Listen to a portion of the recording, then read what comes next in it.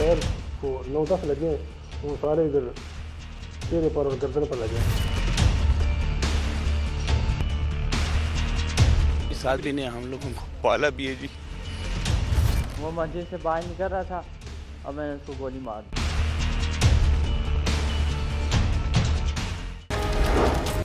दुश्मनी सिर्फ बुरे लोगों के साथ नहीं की जाती, बल्कि मुजरिमाना ज़हनियत रखने वाले अफराद अच्छे लोगों के भी दुश्मन बन जाते हैं। ऐसे अफराद अपनी नेकी और गरीबों और बेसहारा अफराद की मदद करने की वजह से मुआशरे में इज्जत की निगाह से देखे जाते हैं और दूसरों के दुखों में शरीक होने को इबादत का दर्जा देते हैं। मगर यही नेक दिल लोग अगर किसी जराइम पेशा शख्स से उसकी बुरी आदतों की वजह से अपना रिश्ता तोड़ लें तो वो उनका दुश्मन बन जाता है और अपनी बेइज्जती समझकर इसका बदला लेने का मौका तलाश करने लगता है।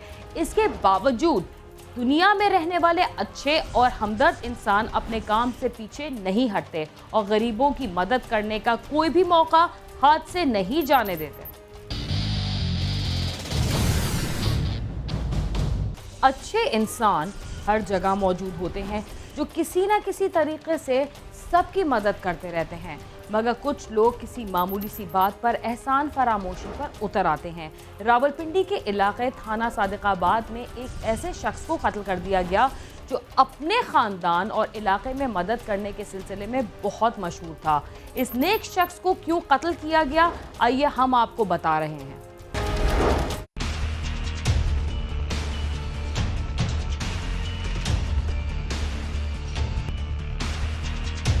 अमरीकी शहरियत का हामिल शेख आफ्ताब एक अरसा से अमेरिका में मुकीम था और वो पाकिस्तान आता जाता रहता था। शेख आफ्ताब अपनी मिलनसारी और सबकी मदद करने के हवाले से अपना अलहदा मकाम और इज्जत रखता था। शेख आफ्ताब साहब की नेशनैलिटी अमेरिकन थी जी। यहाँ पे कभी कभी आते थे और गुज़िश्ता 2-4 सालों से वो तकरीबन हर साल आते थे क्योंकि वो कंस्ट्रक्शन करा रहे थे। अच्छा, यहाँ पे उन्होंने एक ड्राइवर हायर किया होता। लास्ट ईयर उन्होंने उसको टैक्सी भी लेके दी थी कि भाई मैं तो अब जा रहा हूँ तो मैं तो मंथली तनख्वाह नहीं दूंगा, आऊँगा जब हायर करूँगा फिर तनख्वाह दूंगा, ये टैक्सी चलाओ तो अपना गुजारा करो। यानी इतने वो मेहरबान थे उसके साथ, अच्छे खासे पैसे देते थे, लेकिन उसने जो है ना नाजायज़ फ़ायदा उठाया। शेख आफ्ताब ने अपनी मेहनत से अपना मकाम बनाया था और वो अपने रिश्तेदारों का सहारा बन गया था। उसके भाई का कहना है कि उसने उसे बाप बनकर पाला था। इस आदमी ने हम लोगों को पाला भी है जी। इस आदमी ने अपनी बहनों की शादी भी की है। ज़्यादा अल्फाज नहीं है कि कहने के कि वो इंसान थे, बहुत अच्छे थे, बहन भाइयों के साथ नहीं बल्कि लोगों के साथ भी अक्सर मुलाकात होती थी और मैं देखता था जब वो बाहर आते थे, इवन जितने भी फकीर बैठे सबको कुछ ना कुछ दे के जाते थे। उसने अपने हाथ से बहुत कुछ किया है। अल्लाह उसकी मैं इंसाफ चाहता हूँ।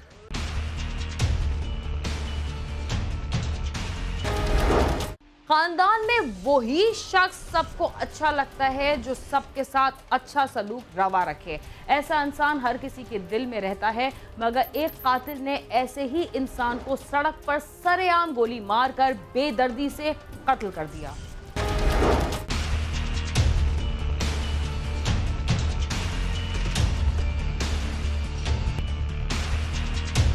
शेख आफ्ताब अपने घर के पास ही मस्जिद में जुम्मा की नमाज की अदायगी के लिए गया। इसी दौरान कातिल भी उसके पीछे उसके घर गया और उसके घर वालों से शेख आफ्ताब के बारे में पूछा। उसे बताया गया कि वो मस्जिद में नमाज पढ़ने के लिए गया है। इस मकतूल का नाम शेख आफ्ताब है और ये अमेरिकन नेशनलिटी होल्डर है। ये फैमिली के साथ इधर ही सेटल है अमेरिका में ही। तो वहाँ से ये कभी कभार आते हैं वापस पाकिस्तान, तो यहाँ का स्टे करते हैं। घर पे आया पहले और घर के मुलाजमों से पूछा कि कहाँ है शेख आफ्ताब। उन्होंने कहा कि वो तो मस्जिद में गए, जुम्मा पढ़ने गए, जुम्मे का वक्त। तो वहाँ पे चला गया वो और मस्जिद के करीब जो है ना वो दाग लगा के बैठ गया और जैसे ही वो निकले हैं तो उसने गोलियाँ चला दी और जगह पे जो है ना फिनिश्ड, वो ख़त्म हो गया। कातिल मस्जिद के सामने घात लगाकर बैठ गया। जैसे ही शेख आफ्ताब मस्जिद से बाहर आया उसने फायरिंग शुरू कर दी और कई गोलियां उसके चेहरे पर दाग दी, जिसकी वजह से उसकी मौत वाक़या हो गई। कातिल को पुलिस ने मौके से गिरफ्तार कर लिया। मकतूल शेख आफ्ताब अपने घर आया था, घर भी अपना है, अपने घर आया हुआ था तो ए ब्लॉक में सैटेलाइट हॉल में नमाज़ पढ़ने के लिए उस दिन गया जुम्मे की, साथ ही मस्जिद है, वहाँ नमाज़ पढ़ कर बाहर निकला तो ये बंदा जो है मुलज़म, ये वहाँ उसकी निगरानी करता रहा है कि बाहर बैठ कर। जब ये बाहर निकला है तो इसने मौका ताड़ कर उसको फैर किए, जिस फैर को 9-10 लगे वो सारे इधर चेहरे पर और गर्दन पर लगे, उसी वजह से मौके पर गिर कर वो एक्सपायर हो गया। हमें इतला मिली है तो हम उस इतला पर गए, मुलज़म को गिरफ्तार कर लिया।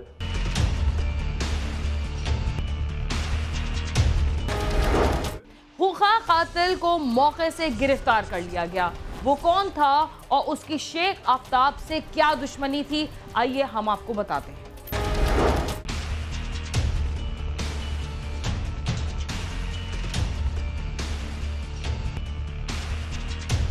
पुलिस ने नियाज वली को गिरफ्तार कर लिया, जो 1 साल कबल शेख आफ्ताब का ड्राइवर था, मगर शेख आफ्ताब ने उसे किसी बात पर नौकरी से निकाल दिया था और खुद अमेरिका चला गया था। यही वो मामूली सी वजह थी जिस पर नियाज वली ने 1 साल इंतजार किया और आखिरकार शेख आफ्ताब को कत्ल कर दिया। ये जो ड्राइवर है इसका था नियाज वली, इसके पास ड्राइवर था, किसी बात पर इसको अच्छा नहीं लगा तो इसने इसको मुलाजमत से निकाल दिया था।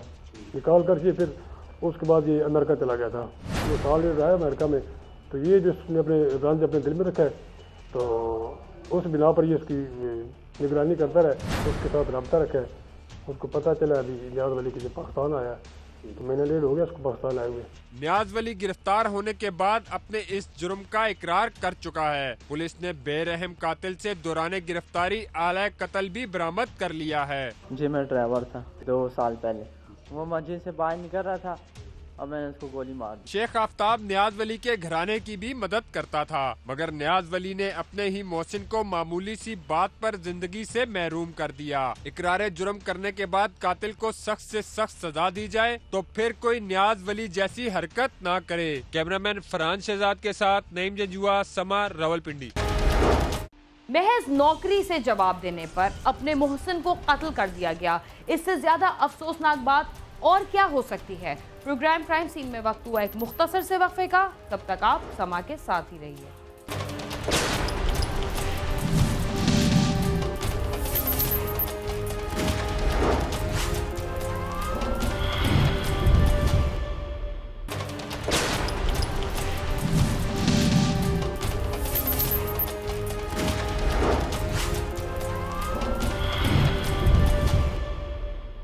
प्रोग्राम क्राइम सीन में एक बार फिर खुशामदीद। पसंद की शादी जब इख्तिलाफात का शिकार हुई तो एक बच्ची के बाप को महज इसलिए कत्ल कर दिया गया कि वो अपनी बेटी से मिलना चाहता था। ये कहानी नहीं, एक हकीकत है। मगर देखना यह है कि कराची के इलाके सईदाबाद में 2.5 माह कबल कत्ल होने वाला ये शख्स कौन था और उसके दूसरे भाई क्या करते हैं। मेरे सामने मेरे हाथ पकड़े हुए मेरे बेटे ने दम दे दिया।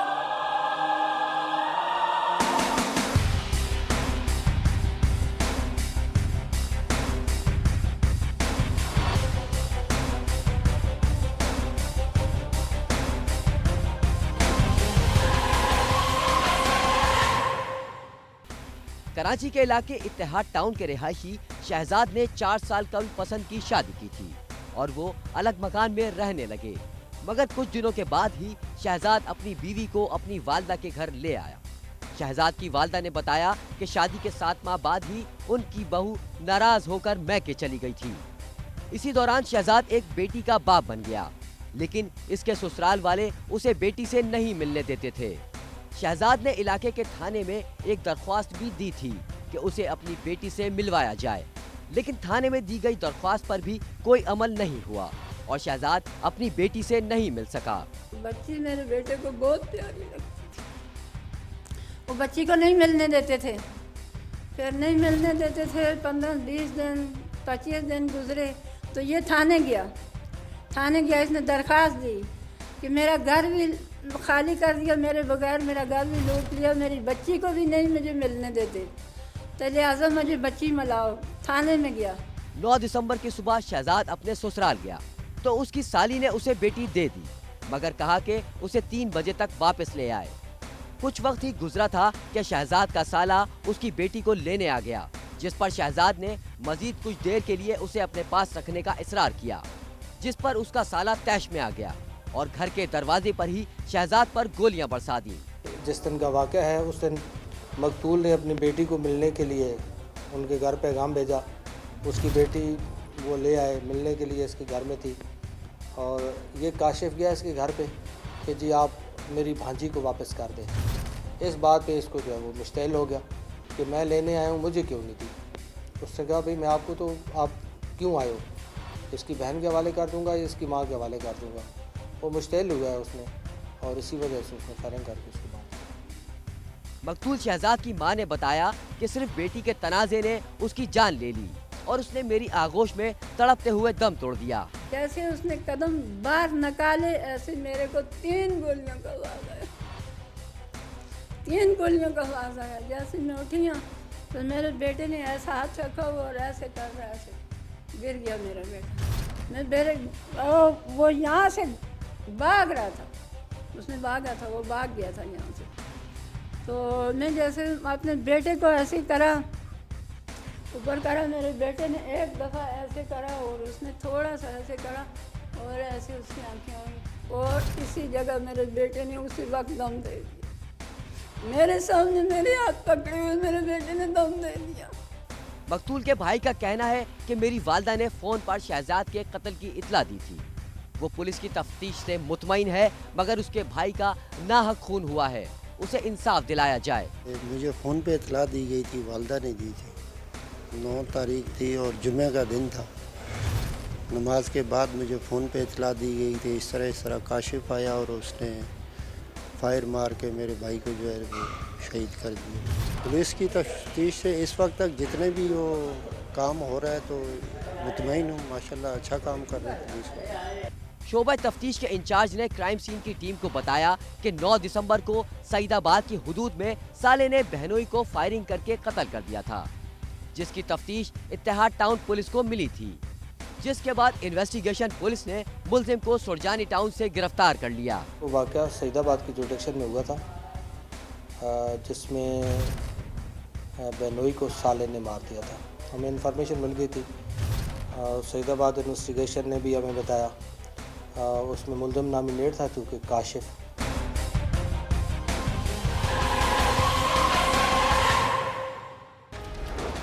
मकतूल की बीवी कहाँ रहती थी और वो क्या काम करती थी? उसका शौहर उसके काम को पसंद क्यों नहीं करता था?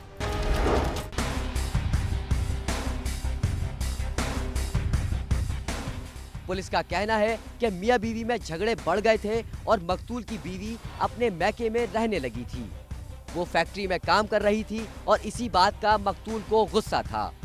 पुलिस ने बताया कि मकतूल ने अपनी बेटी से मिलने के लिए ससुराल में पैगाम भेजा था और बेटी से मिलने के लिए उसे अपने घर ले आया था, लेकिन कुछ देर बाद ही मुलजिम काशिफ बेटी को वापस लेने आ गया और दोनों में तल्ख कलामी हुई और साले ने बहनोई को फायरिंग करके कत्ल कर दिया।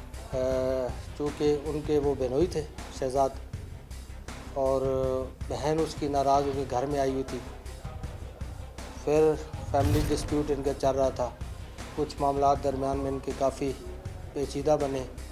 अब उनकी बहन उनके घर में थी और शायद वो फैक्ट्री में काम कर रही है, जिससे मकतूल को इस बात की नाराज़गी थी कि वाइफ मेरी फैक्ट्री में क्यों काम करती है। इनका आपस में ये डिस्प्यूट चल रहा था। पुलिस का कहना है कि मुलजिम ने अपने बहनोई को कत्ल करने के लिए मंसूबाबंदी कर रखी थी और वारदात से कुछ रोज पहले ही असला खरीद लिया था। यकीनन कत्ल अहमद है तो प्री प्लान था उसका। जब भी उसने वेपन लिया, वेपन ख़रीदा, किसी से लिया, जो भी है वो मैं इन्वेस्टिगेशन कर रहा हूँ अभी तक। लेकिन वेपन इसका विदाउट लाइसेंस है, इसका मतलब है कि इसने 2 दिन पहले ख़रीदा है, जो वो कह रहा है तो यकीनन वो सही है। 4 दिन पहले ख़रीदा है, बहरहाल उसने ख़रीदा है और उसकी बिल्कुल तैयारी थी। जब भी उसने वो कत्ल अहमद का मुर्तकब हुआ, इसलिए तैयारी करके गया था। बहनोई के कत्ल के इल्जाम में गिरफ्तार मुलजिम ने क्राइम सीन की टीम को बताया कि उसका बहनोई को कत्ल करने का इरादा नहीं था। उसने हाथ और टांग पर गोली मारने का मंसूबा बनाया था और इसके लिए उसने 14,000 का पिस्तौल खरीदा था। मारने का मंसूबा नहीं बता, बस टांग पे आया, हाथ पे मारने का मंसूबा बनाया था सर। सर 14,500 की ली थी।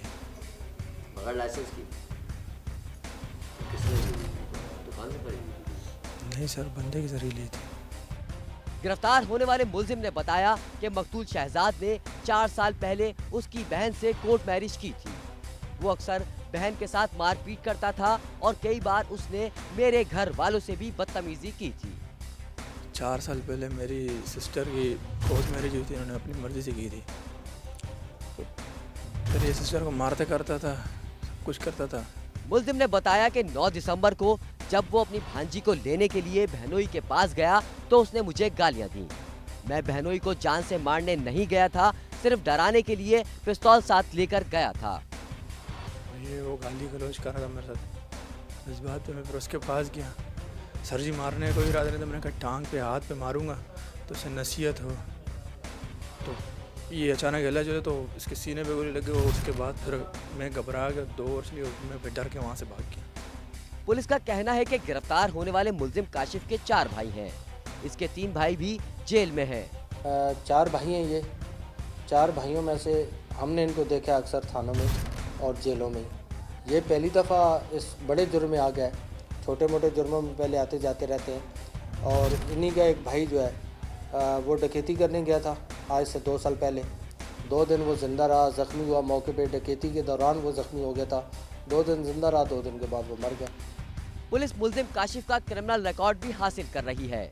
शादी के बाद मियां बीवी के दरमियान होने वाले झगड़े न सिर्फ उनके घर को तबाह करते हैं बल्कि उनके बच्चों की जिंदगी भी तबाह हो जाती है। कैमरामैन नईम खान के साथ खुर्रम गुलजार, समा, कराची। लड़ाई झगड़े, तशद्दुद और कत्लो गारत गरी की असल वजह अदम बर्दाश्त होती है। अगर हम बर्दाश्त की आदत अपना लें तो पूरा मुआशरा अमन व अमान और खुशियों का घर बन सकता है। इसके साथ ही क्राइम सीन अपने इख्तिताम को पहुंचता है। अगर आप हमसे रब्ता करना चाहते हैं तो हमारा पता है cs@sama.tv। इसके अलावा फेसबुक और ट्विटर पर भी हमसे रब्ता कर सकते हैं। बीना खान और क्राइम सीन की टीम को इजाज़त दीजिए और देखते रहिए समा।